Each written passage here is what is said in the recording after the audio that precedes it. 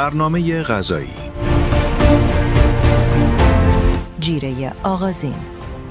در جزوه اهداف عملکرد سویه راس، هدف از دوره پرورش 0 تا 10 روزگی، ایجاد اشتهای مطلوب و حد اکثر میزان رشد برای دستیابی به وزن جوجه در 7 روزگی می باشد.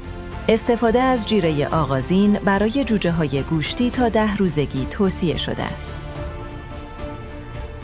جیره آغازین سهم اندکی از هزینه‌های کل دانه یک دوره را شامل می شود.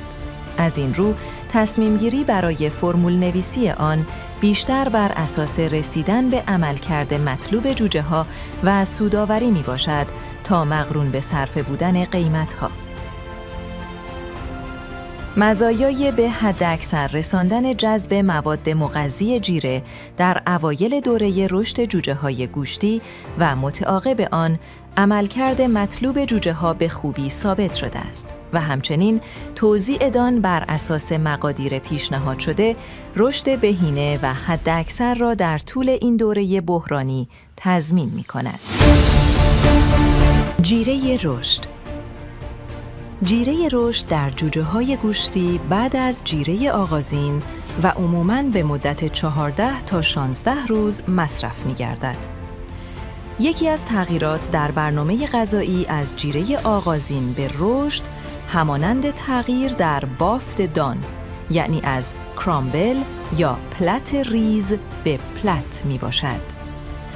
با توجه به اندازه پلت تولید شده، شاید لازم باشد در اولین نوبت تغذیه با فرمول رشد از دان کرامبل یا پلت ریز استفاده شود.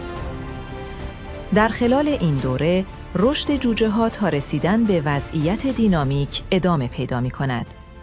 از این رو، پرنده به مقادیر کافی مواد مغذی قابل جذب نیاز دارد. برای حداکثر جذب مواد غذایی، فراهم بودن سطوح کافی مواد به ویژه انرژی و اسیدهای آمینه امری حیاتی است. جیره پایانی.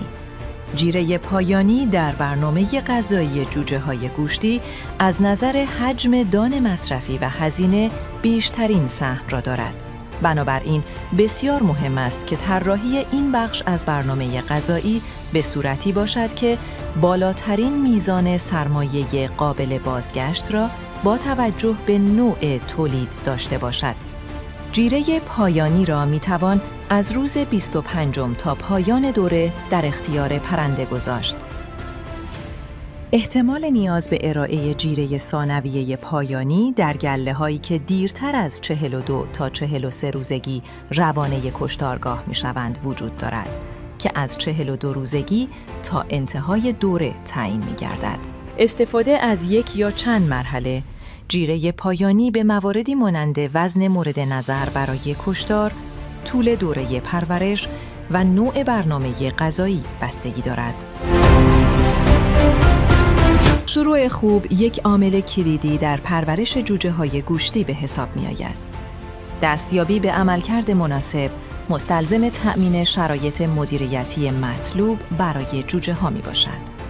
حدود 20% رشد جوجه ها در هفته اول صورت می پذیرد.